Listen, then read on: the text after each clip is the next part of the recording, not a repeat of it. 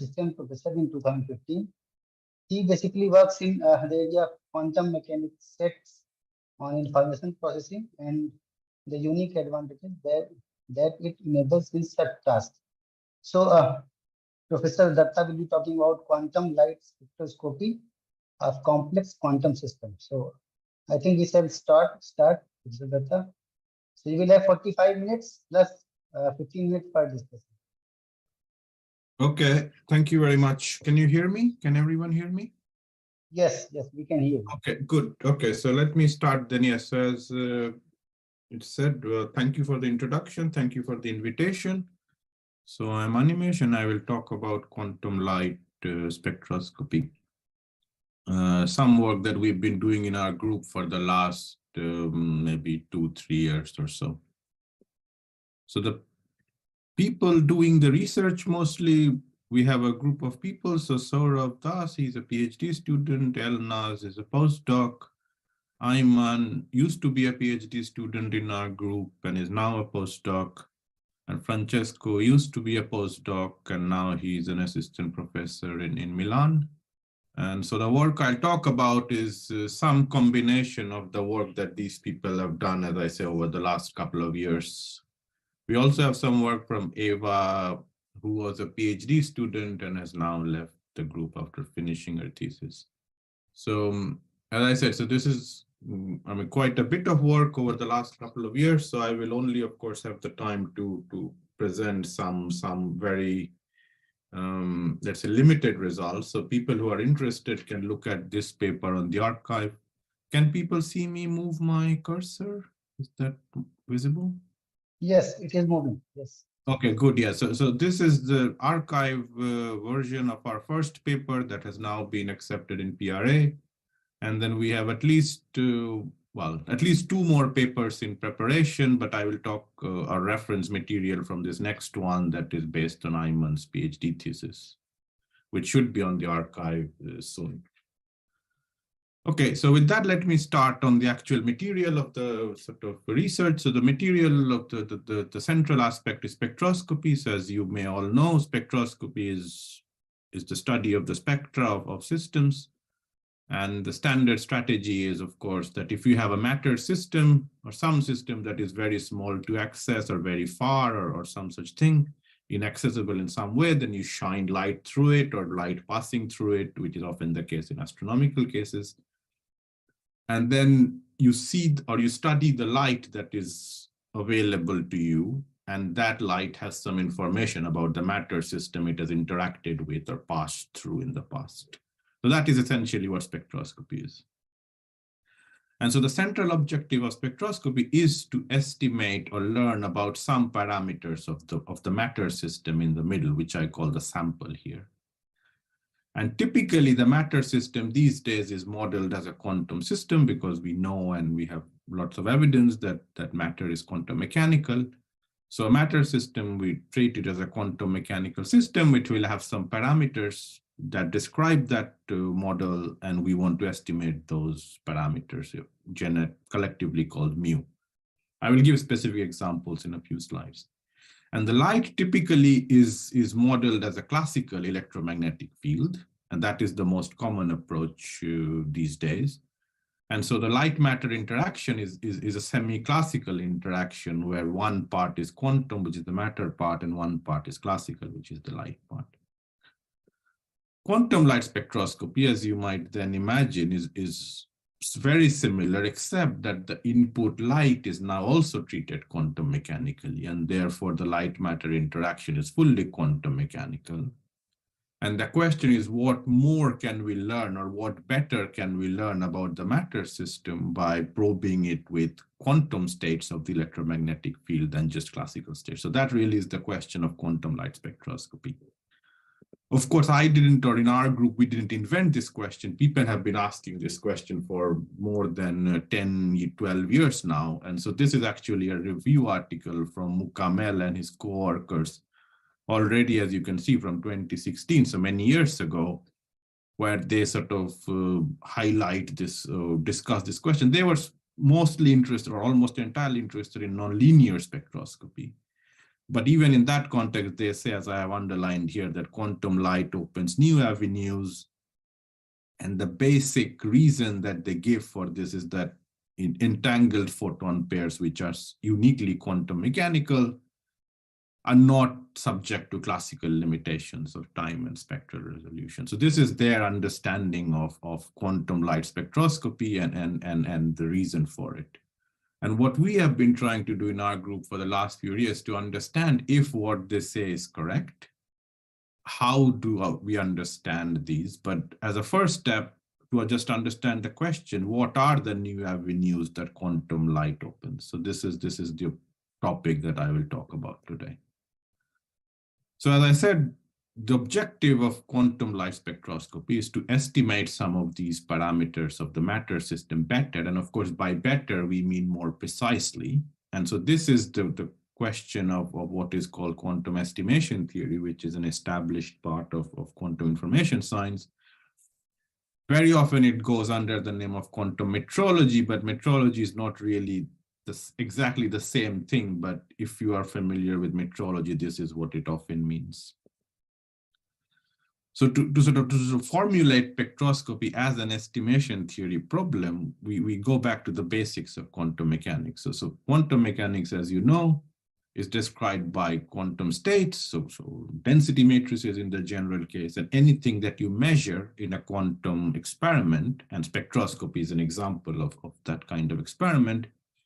In the end, you will get probabilities, and these probabilities are given by the trace of the density matrix with the operator that describes the measurement.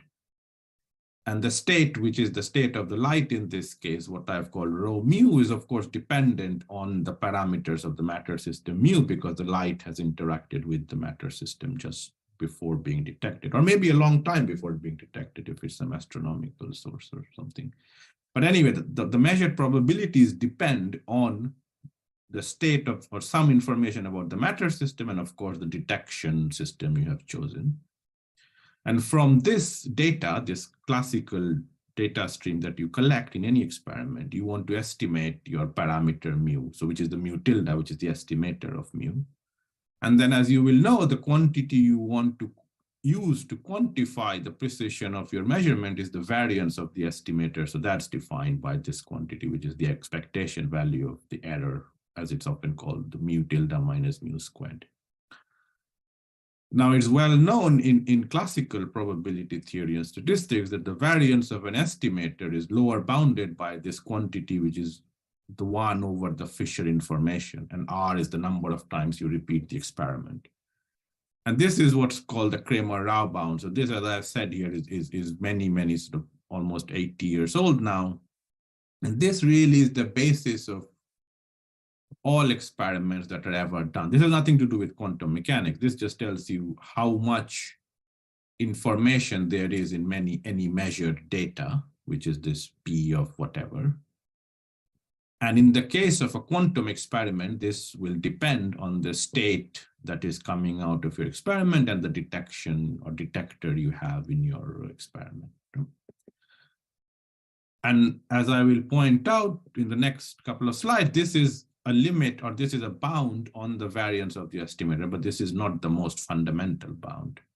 Incidentally, if you're not familiar with the Fisher information and such things, if you think, for instance, of a very simple a Gaussian distribution, a probability distribution, and you work out what the Fisher information is, it turns out it's 1 over the variance of the Gaussian. So 1 over the Fisher information is the error in the estimator. So this should give you some feeling of what the Fisher information really captures, right? It captures the width, or rather the 1 over the width of your probability distribution. Anyway, so coming back to the quantum case now, so as I said, the probability is a function of the input state and the measurement, and the variance is therefore also a function of the input state and the measurement. And what's called the quantum Kramer-Rao bound is a minimization of this variance over all detection systems, so all operators pi, which obey the laws of quantum mechanics. And that leads you to what's called the quantum Kramer-Rao bound, involving a quantity called the quantum Fisher information, which I call Q.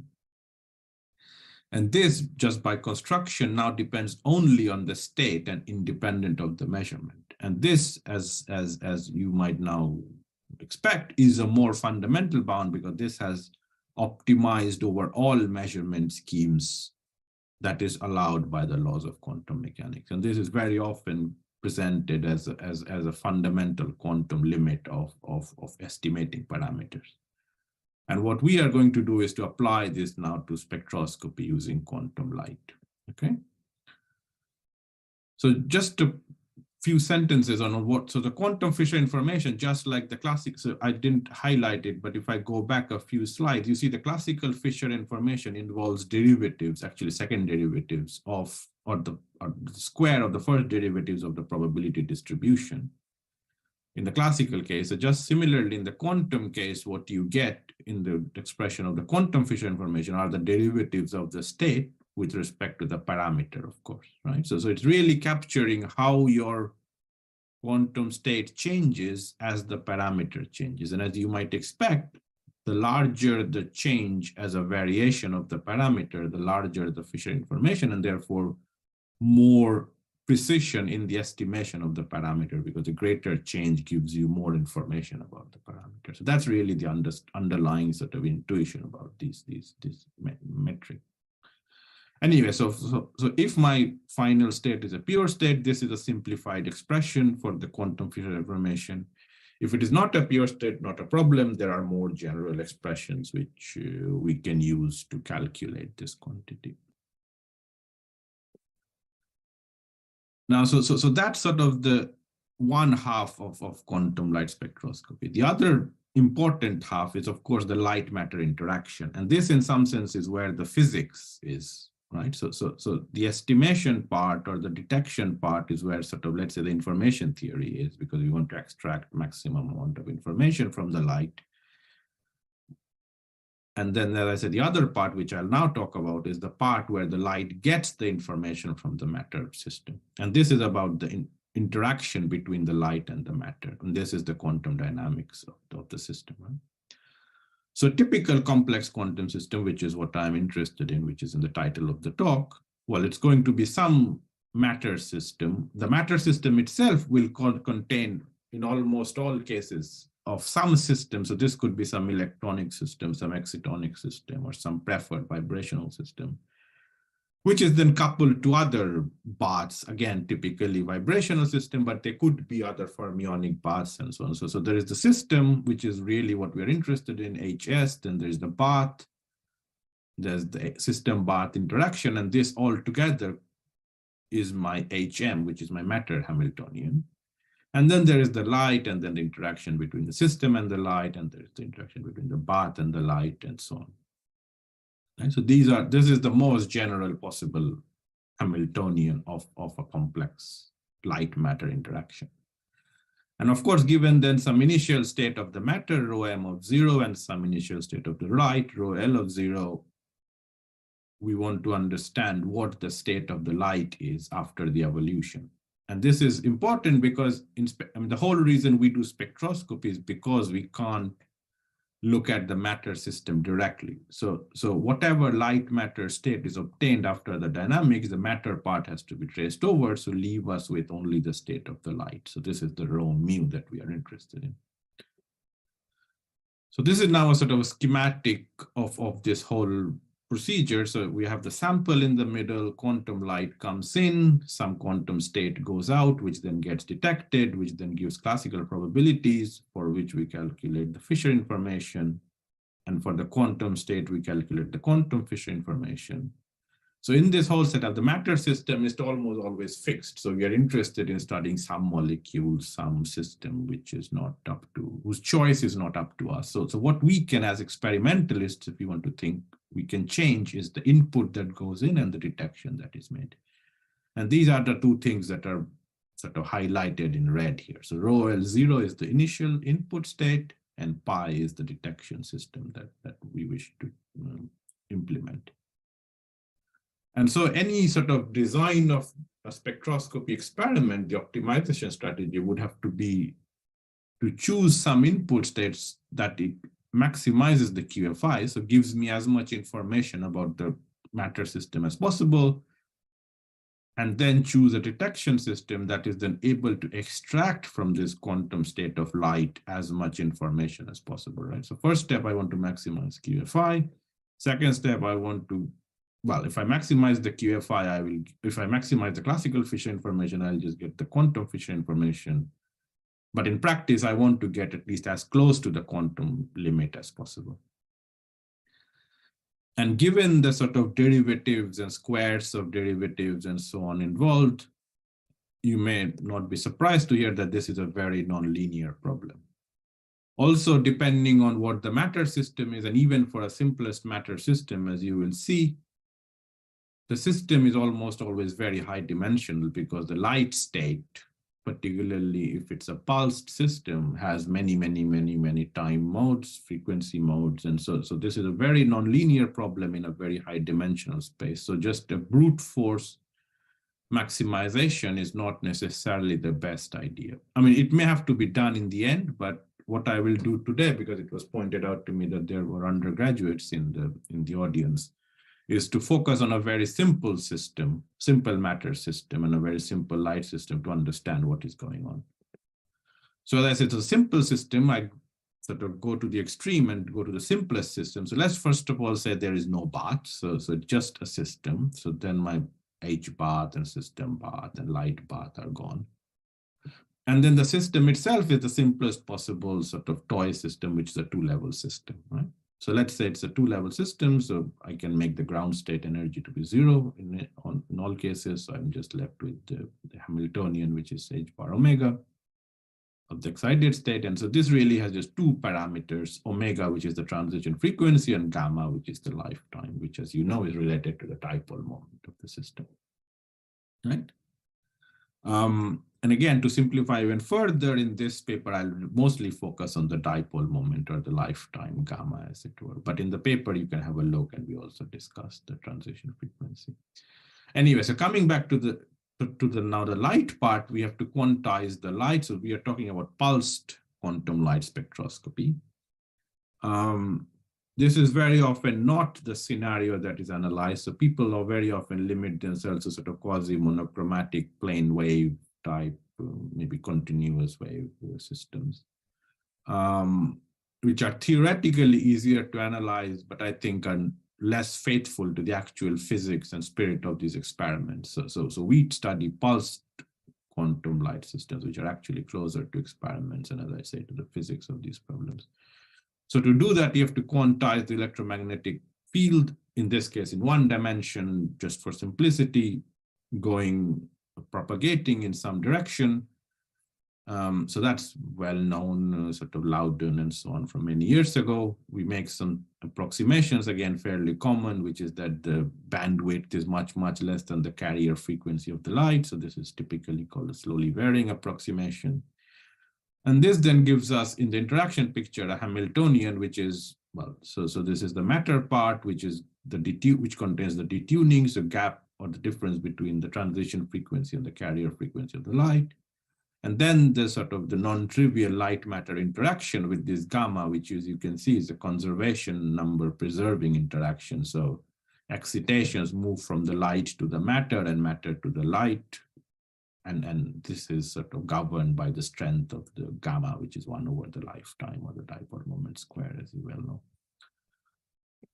So this is just sort of a pictorial depiction of the system again. So some pulse with the carrier frequency interacts with the atom and goes away. By the way, the picture is very misleading because here I sort of show the pulse to be of comparable size to the atom. This is very much not the case, as you know. I mean, a typical atomic system or even a molecular system is sort of, let's say, nanometer sized. Optical wavelengths are about hundreds, so say 500, 600, 400 nanometers. So the pulse of light is really, yeah, many sort of 100 times longer than the atomic system, which is why there is no spatial dependence in the problem, because as compared to the light, the atom or molecule is just a point. So this picture is very misleading, but it's just meant to illustrate the sort of the physics of the problem. Now, once we've established the Hamiltonian, we need to solve the dynamics. And to solve the dynamics, we first need to agree on some initial conditions. So let's say the matter will be in some superposition of ground and excited states. So these are the CG and the CE are the amplitudes. And let's say the initial light state is in some pure state. So because of the light matter interaction at any later time, the light matter system will be entangled. So let's just present an ansatz for the solution. So G is the matter state, psi G is the light state, and then similarly for the excited part of the atom. And this is the most general light matter state you can have in this case. And then we need to solve the time-dependent Schrodinger equation where H of T is the Hamiltonian that we sort of obtained earlier. And so this is a sort of a standard quantum mechanics problem, which is how do you solve the Schrodinger equation? And there are many ways of doing it. We are using a recipe. I mean, the way you do it is you put the ansatz into both sides of this equation, and then you just equate both sides and find what psi E and psi G are, which are the two unknowns. And so this is, for instance, the general solution of this. So we took this from this paper, Koenig and Giovanalotti a few years ago, but you can do it any way you like. It's a fairly standard mathematics problem. But anyway, what you will get at the end is something that is not very complicated, but looks quite complicated. But what's happening is the following. So you get, so this is the solution of the psi E part, and then there's a similar solution for the psi G part, which I will not write, but it's in the paper. You can have a look. So depending on whether the atom is in the ground or the excited state or some superposition, you get different contributions, some with psi E and some with psi G. And then you can see there are various interactions. So there is the first part where nothing happens to the pulse. Second part, when a photon, so A gets absorbed, and then the second order process where a photon gets absorbed and emitted, and then two get absorbed and one get emitted, and so on and so forth. And this goes on forever. So this is an infinitely long solution, right? And the gamma delta is sort of the time-dependent envelope that determines what the profile of these interactions are, and also what the strength of these interactions are. So you see the powers of root gamma, which is what was there in front of the interaction Hamiltonian, then determines these successive terms in the Hamiltonian, in the solution. Now, as I said, so we have a general solution as a function of time, and this is what we use to study it in the paper. Here, I'll focus on a simple case. If the time, for instance, is much, much greater than 1 over the line width of the system, so 1 much, much greater than lifetime, of course, the atom is going to be in the ground state, because if you wait long enough, everything decays to the ground state, and so this excited state part would be 0.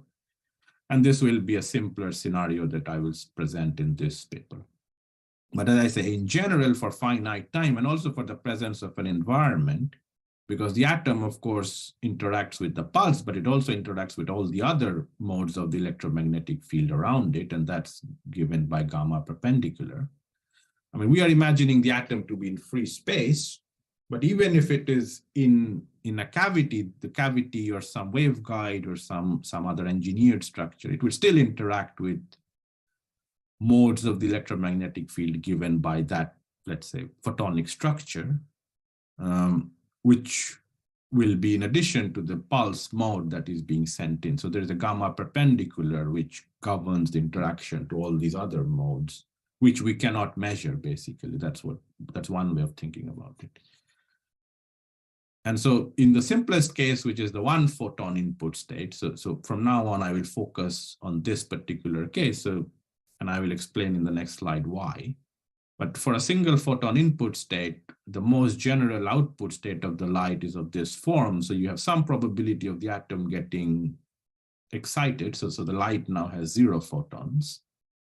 And then some other probability of the photon not getting absorbed, but the light state changing, right? So this is why the shape goes from something in the before the interaction to something else in the interaction. So this is the quantum part of the interaction, if you want to think of it in some loose way. I mean, of course, the absorption is also quantum because we know that matter is quantum mechanical, but the second part is sort of, I don't know what to call it, but sort of more quantum mechanical, maybe by abusing terms, which is essentially where the wave packet of the lights gets distorted because of the presence of the atom, but is still containing the photon which has not been absorbed. And And so this P gamma is the probability of the atom or the photon being lost, and the photon can be lost, of course, because the atom absorbed it or because it got lost in the environment. So that's also a possibility, and these two combine to give you P gamma. And then 1 minus P gamma, as I said, is the wave packet of the light. And I mean, you should look into the paper for full descriptions of these. But the important part I want to make here is that for any state of this form, the quantum Fisher information in the final state has two contributions. So there is what we call the classical contribution, which is coming just from the probability of excitation or absorption, as I say, P gamma. And this is just standard absorption spectroscopy. But there is this other term which is coming from the distortion of the wave packet. And this is what, as I say, with sort of somewhat abusive notation, we call the quantum part. And that's what we call this Q of psi gamma, right? And as I said, I'll focus in this part on the very long time, times much, much greater than 1 over gamma, in which case also the case where the environment is not there. So in that case, this quantity, the C gamma part will just be 0, and I'll focus on the Q gamma part. But I urge you to look at the paper where there is a more complete discussion of these two parts separately. So anyway, so going back to the very long time, I can now write the full state. So this is because the G tensor, whatever, because the E tensor part has gone to 0 at very long times. So this is now the solution, and it has, well, many contributions, but you see at the end of, at the end, there's always these operators that absorb the photons, right? So 1 photon, 2 photons, and it will keep going all the way. And eventually, for a Fock state, there will be enough operators, photons being absorbed so that this sequence will terminate, right? So for a Fock state input, this infinitely long sequence will stop. And of course, the most simple example of a Fock state is a 1 photon Fock state. And that's the bit I chose to emphasize on the previous slide. It's also the case that that the state of the light is going to be a pure state at very long time, because if you remember early on, the atom light state in general will be entangled. And so if you trace out the atom or the matter part, you will get a mixed state of the light. But again, as I said, for very long times, the atom, the light matter state is itself a product state. So G tensor something else. If I trace out the G part, I'm just left with another pure state. So this simplifies the problem considerably. So making these assumptions, right? So our simplifications that I have a single photon Fock state, I'm looking at very long times, I have no environment. The final state looks as follows. So the wave function of the light will terminate after sort of at most have one annihilation operator of the photon, because there is only at most one photon in the state. So even this is somewhat long, so we make even further simplification. So let's say the pulse has a specific shape and the detuning is 0 and the matter starts in the ground state. So if the matter starts in the ground state, the CE terms will go away. So you will be left with CG plus this other term. So it's a superposition of nothing happening and one photon getting absorbed and emitted. So these are the only two physical processes that are now that are possible, really, if an atom starts in the ground state. And for this case, we can work out, for this particular choice of the pulse shape, we can just work out the quantum Fisher information analytically. Right?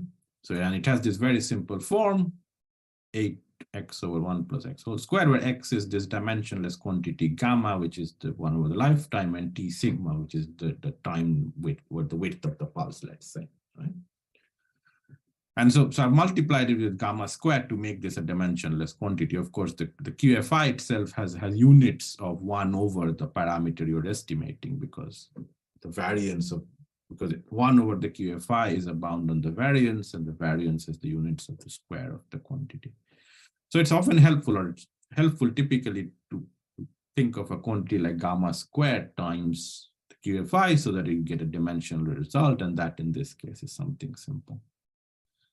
And actually in the paper, we can calculate this thing analytically for several different pulses, at least some simple ones which we can do analytically. So rectangular pulses and exponentials and so on. And you can get different shapes. You can see there is some dependence on the shape, not nothing really major, but there's some, so there's sort of almost, there's going to be a typical pulse duration, which is, as you can see, of the order of 1 over gamma. So the x-axis is the dimensionless quantity gamma t. And so around gamma t equals to 1, there is a peak. They all move a little bit around that. The maximum this can go is about, I don't know, 2.5, but I'll come to that in a minute. The point I want to make is that this quantity is different from the excitation probability of the atom, right? So the information you get is not directly proportional or even a simply dependent on the excitation probability. And this you can see in greater detail discussed in our paper again. And this is a graph I may come to later if I have time. But anyway, so coming back to the sort of setup or the experimental design we had in mind, well, we want to choose a state to maximize the QFI, and we want to choose a measurement that gets us close to the QFI. So let's start with the state. As I say, I've already restricted myself to a single photon state. So then the only thing left to choose or optimize over is the shape of the pulse. So I showed you an example with the exponential pulse and some graphs with particular choices. But in general, we can ask the question, well, what is the pulse shape that gives me the most information about the system, about this two-level system? So again, we set the detuning to 0. We say the matter is in the ground state, and it turns out that the maximum QFI possible for a two-level system using a single photon is actually 4. So the graph that I showed you earlier, you see the maximum here was about 2.5. So these pulses are not the best ones. But the maximum is 4. I mean, it's not a big difference, 2.5 to 4, less than a factor of 2, maybe 1.5, but that's about it. And the optimal pulse shape that gets you this value is this very strange square root of delta functions and so on, right? So this is in the frequency domain. You can do a Fourier transform and find what it is in the time domain. This strange singular structure, by the way, is a consequence of the two-level structure of the atom, or the two-level structure of the matter system, which is a very nonlinear singular system. So this is it comes from there. But anyway, so this, as I say, is a very unphysical, I mean, pulse. So you can think of the delta function as being approximated by some more regular shape, really to sort of the delta distribution being realized by some more regular functions. You can have a Lorentzian or a Gaussian or rectangular or any other you choose, some approximate epsilon approximation. And you can see that as epsilon goes to 0, all of these get to the value 4, but then the different pulses behave slightly differently and approach 4 in slightly different way. So this is all to say we have some understanding of what the optimal pulse shape is in this kind of a problem. So now we come to the second part, which is optimizing the measurements. So this is, well, so we have some input pulse. Of course, the optimal measurement will depend on the input. It may also depend on the value of the parameter in general, but in this case, it does not. But anyway, so because the input is a pulse and it's a continuum, one way the way we tackle the problem is to turn the integral into a finite sum over some orthonormal basis of functions. So I can write my creation and annihilation operators in terms of these, what we call temporal modes. So phi n of t. You can also call them spectral modes, phi n of omega, so it doesn't matter. But anyway, some modes in time because our pulses are traveling in time. And we can choose these modes such that, let's say, that it includes the initial pulse shape we start with, right? So if, for instance, we start with exponential pulses, then the Laguerre modes seem mathematically natural. If we start with Gaussian pulses, Hermite modes seem natural. But so if we have a reasonably well-behaved input pulse shape, then you can find some modes which will allow you to write the entire this integral as an infinite sum that will include those pulses, right? And so then the strategy is, well, in this infinite sum, we take the first one or the 0th one to be the initial pulse shape. And so then one photon in that state is just the A0 mode applied to the vacuum. And then I can have many, well, infinitely other modes where the photon can go. And so each of them will have their creation operator given by whatever the kth mode is. So in the case of Gaussian pulses, some Harpine-Gauss modes, right? And these then can, just as in the creation part, on the measurement part, these projectors will then tell me what is the probability of measuring a photon in that particular mode, right? So this is the psi infinity is the state of the light. 1k is a projection onto the kth mode.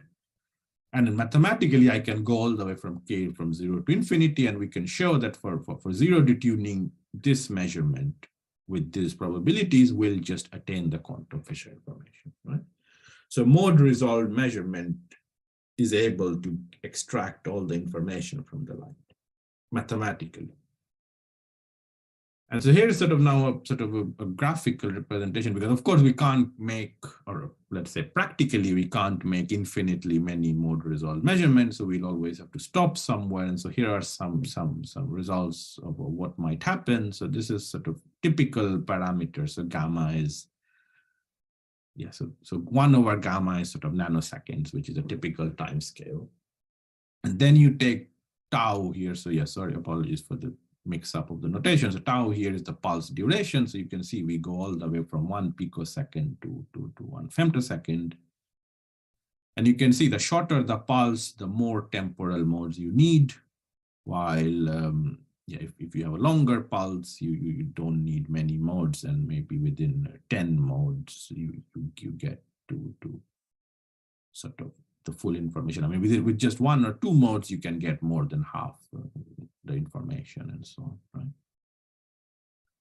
And so this is now the sort of the more we move more and more towards the experimental side to ask, well, what is the matter system? What are the measurements and so on and so forth? So these kinds of things we can discuss. So I know I'm coming to the end, so I'll talk briefly about the sort of the entangled light aspect of this, because that is sort of what the typical quantum light means to people. And well, so there's an infinitely large class of entangled states of light. So I'm not going to talk about all of those. I'm going to focus on a very simple and experimentally common case, which is what's called weak PDC light, or technically it's SPDC, so spontaneous parametric down conversion, which uses a nonlinear optical process to generate entangled light from a nonlinear crystal. And the setup we have in mind is that the sample interacts with one of the arms and then gets measured, and the other arm just goes straight through. So this is just one possible scenario. There could be many others, and we plan to study them over time. But in this talk, I'll just focus on this particular scenario. As I said, you could have both the arms interacting with the sample. You could have different kinds of PDC. So there's type 0 PDC, type 1 PDC. This setup is what's typically called type 2 PDC. And in the limit of weak, or in the regime of weak driving, or weak pump as it's called, so the thing coming in from the limb is often called the pump pulse, you can expand or write the state as well. Most of the time nothing happens, so because it's a quantum interaction, it's probabilistic, or it's deterministic, but most of the time nothing happens. And then you get the first order expansion, which is you create 2 photons by splitting the incoming photon. So these are called the signal and the idler modes. That's what S and I mean. And then there is this function F, which is called the joint spectral amplitude, which determines how much entanglement, or if any entanglement, this state will have. And this F is determined by by energy and momentum conservation between the light coming in and the light going out and the crystal. And I'm not going to go into the details, but I mean, it's reasonably well understood what these functions can be like. And people spend a lot of time engineering these JSAs in various experiments. But this is sort of, let's say, a fairly common shape where you have this. So this is the energy conservation part, and then this comes from the phase matching or the momentum conservation and so on. And we can sort of calculate. So going back to here, so this function F, which sort of tells us what the entanglement between the S and the I modes are. So if I have F of omega S omega I is a product of omega S times omega I. So the function of 2 variables is just a product of the function of single variables, then the state is not entangled. But if it is not a product, then it is entangled. And so you can do a Schmidt decomposition of the function in terms of omega s and omega I functions and work out what the entanglement is, right? And so here's just an example. So here we plot the QFI. Again, you can look at the details in our paper for sort of some example pulses. And so we have one photon, so the orange and the green lines are different kinds of one photon states. The red dots are an entangled state of certain amount of entanglement, and then we have squeeze states which lie on top of the single photon state, and coherent states which are at the very bottom and basically are completely useless. And the blue thing is just showing the profile of the pulse. So you can see as a function of time, the interaction with the pulse increases, and then when the pulse goes away, the sort of the interaction ends, and the information is just there in the light and not changing anymore. Right?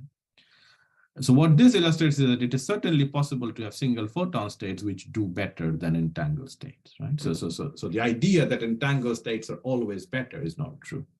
And this actually has been known for a very long time. I mean, within the context of spectroscopy, it was pointed out by Stefano already a few years ago that if you have a setup like this, because the atom only or the system only interacts with one of the arms, this other arm, the idler arm, let's say, the measurement can be brought all the way back to even before the sample is interacted. And then what you basically have is a single photon state, because if you detect this side and one photon, then there must be one photon on the other side, because that's what this state is, right? So it's either 0, 0 on both sides or 1, 1 on both sides, often called the biphoton state.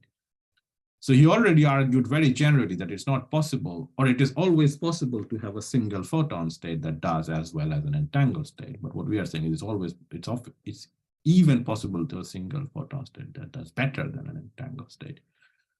But this is more subtle, and we'll talk more about this or in greater detail in this paper by Ayman Khan, where we will talk about the role of entanglement in this kind of spectroscopy. And he has some very general statements to make about these things that go beyond what Stefano has said and so on. Because you can do interesting things where you can measure one side first and then perform measurements on the other side, depending on what you measured and so on and so forth. And there are many possibilities. But anyway, because I'm running out of time, so I'm going to talk about the final thing, which is going beyond the interaction between single photon and entangled states. So what about entanglement within the entanglement state? So if I have this PDC state, depending on what the joint spectral amplitude is, there will be a broad range of entanglements. And how does the performance of the estimation of the spectroscopy depend on the entanglement within that class of states? And that also seems quite non-trivial. So on the top, I have the quantum Fisher information for a certain range of parameters. So sigma p is the pulse wavelength in some wave number units. The y-axis is entanglement time. So this is a combination of pulse crystal parameters, really tells you the crystal length and the group velocities in the crystal and so on.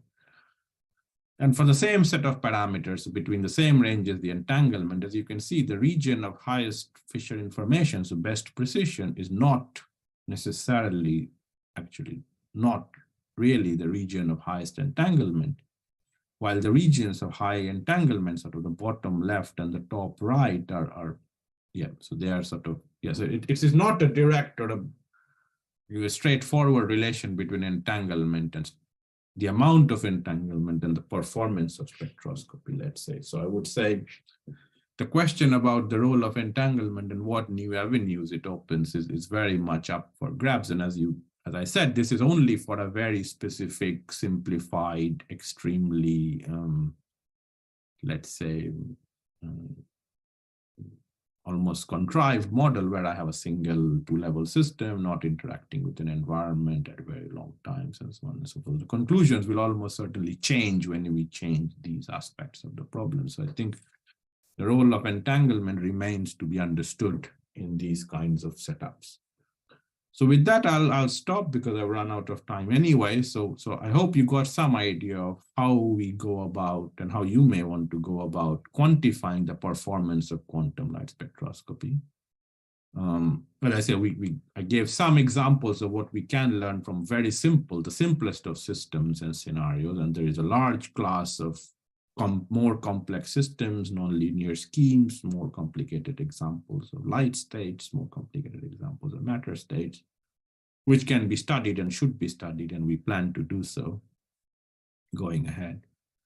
And hopefully we'll learn interesting things about those. Of course, the purpose of all these things is to then do some experiments, because physics is ultimately an experimental endeavor. And so I hope some people will develop the interest to study some of these spectroscopy experiments or perform these spectroscopy experiments, and then we can compare the theoretical results with these experiments to see what really happens. So I think with that, I'll stop. Thank you very much, and I'll be happy to take any questions if you have any. Thank you. Okay, thank you, Professor Datta, for this beautiful talk. So the talk is open for the questions. So if anyone has any question, comment, he or she can directly ask question, or they can also type in the chat box. I will ask for them.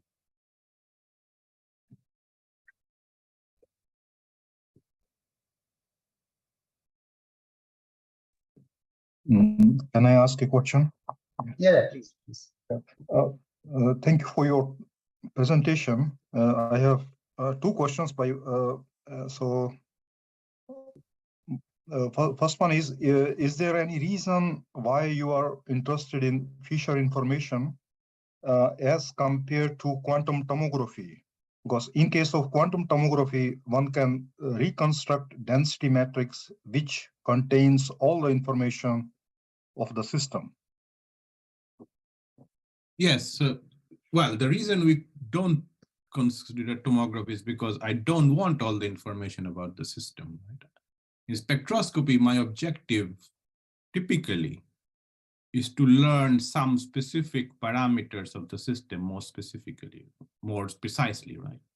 So typically I want to know, well, as the name spectroscopy suggests, spectra, so where is the transition frequency and what is the line width, right? So these are the two parameters I showed. So I don't want to know everything about the system. I just want to know these two parameters as precisely as possible. And the quantity that tells me about the precision of estimating these quantities is the Fisher information, which is why we focus on that. Okay, can I ask a second question, maybe? Yes. Okay. If I understood correctly, you are using SPDC type 2, right? Yeah. So it means you are also using degree of polarization, degree of freedom. So any reason why you are not studying polarization property of light? Well, I mean, the polarization okay, let me see if I can go back. Can you see me go back through the slides? Yes. Yeah. So you see, so the lifetime is going to be defined by, well, of course, the dipole moment vector and the polarization vector dot product, right? So this is what the lifetime is given by. So the polarization in some sense is already, let's say, absorbed into the parameter we are interested in.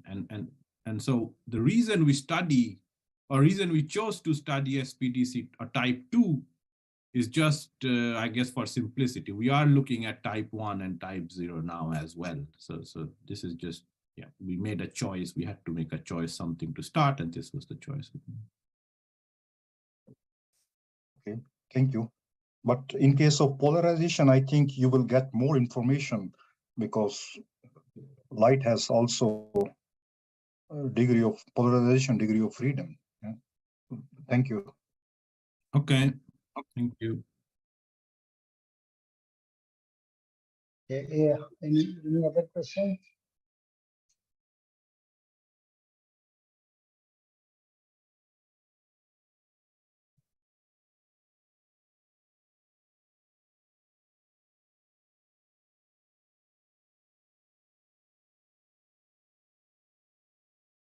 Okay, I have one question. So, Professor Datta, can you go to the graph which you showed about this speed state and other coherent state, different graphs which you plotted? You mean this one? Yeah. This one. So I just want to know that why this quantum Fisher information is it might be a basic question. Why this quantum Fisher information is kind of different from for this squeezed state, entangled state, and coherent state? Why Yes. it is different? Yes. So what is your question? So means why it is different means for quantum coherent state or squeezed state and entangled state? Why it is different? Okay, so yeah, that's an interesting question. So why is it different? So it turns out that that the amount of information that you get from light being absorbed by a, let's say, a two-level system depends on what the nature of the light coming in is, right? So if you have a coherent state coming in, which, as you know, has, well, it's a superposition of 0, 1, 2, all the way till infinitely many photons. So if one photon gets absorbed from that, it is very hard to tell whether it has been absorbed or not, right? Yeah. And so that is the reason why, if you use a coherent state, you learn very little about the fact that the atom has interacted, or the photon or the light has interacted with the atom, because you can't tell whether the atom has either absorbed the photon or changed the pulse in some way. But if you have a single photon, it's very easy to tell whether it has interacted with the atom, right? Because if it got absorbed, then you can immediately tell that, well, the atom absorbed it. We are, of course, in a regime where we are assuming that there are no other losses and so on. Similarly, for the squeeze state, as you know, a squeeze state has only even photon numbers, 0, 2, 4, 6, and so on. And so again, if you absorb a single photon from that, you can very quickly tell it has been absorbed, because you will not have 0, 2, 4, 6, but I don't know, 1, or so the odd photon numbers, basically.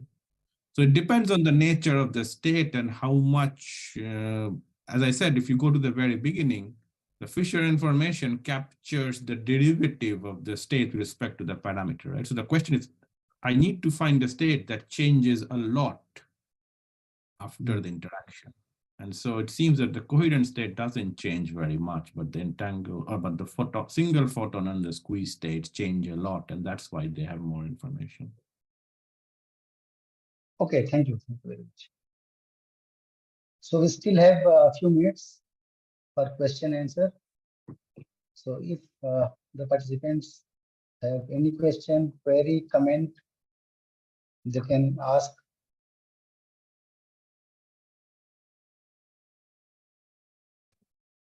Sir, I have a question.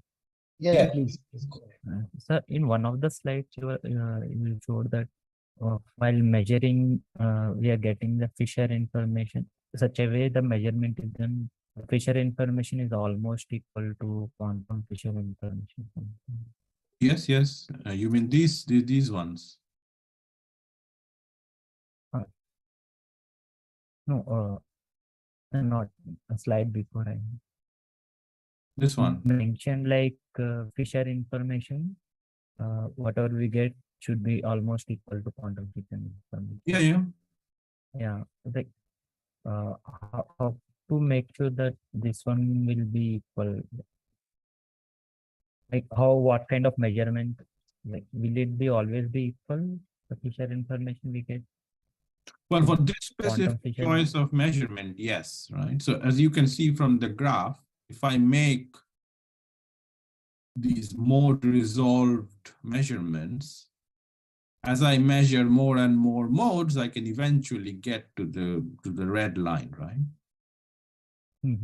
But as you can see, depending on what the parameter of the system is and what the parameter of the pulse is, you may need hundreds or even thousands of modes, right? But a mode resolved measurement will always eventually capture all the information, right? Because if you measure all the modes, you will eventually capture all the information there is, right? It is impractical and unphysical. Well, it's not unphysical, but it's impractical because, well, you can't measure all the modes. But and of course, you will have losses, which I have not discussed in the slides. So, yeah, but in principle, yes.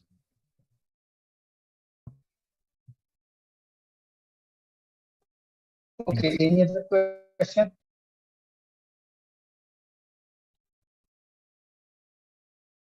Okay, I think there is no question. So I once again thank you, Professor Datta, for this beautiful talk. Thank you very much. Thank you very much for participating. inviting, and yeah, good luck, and I hope you have a successful workshop or successful Okay, conference. thanks. Okay. Thank you.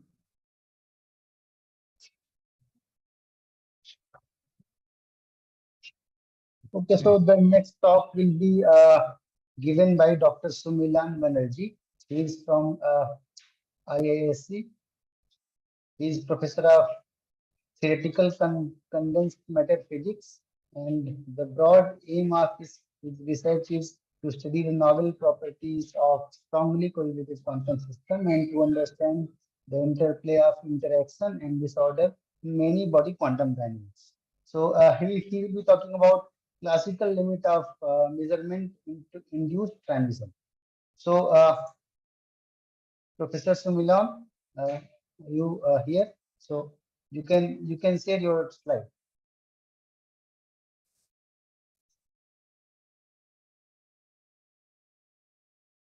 Yeah, please share your slide.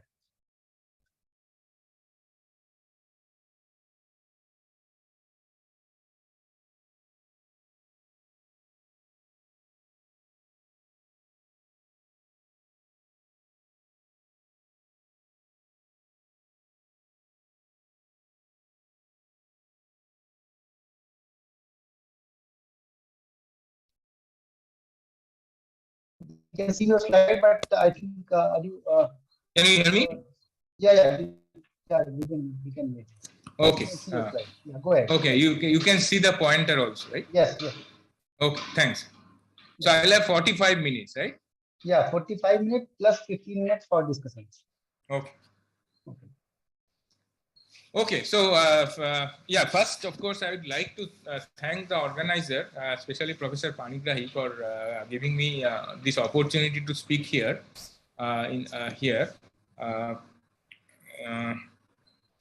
As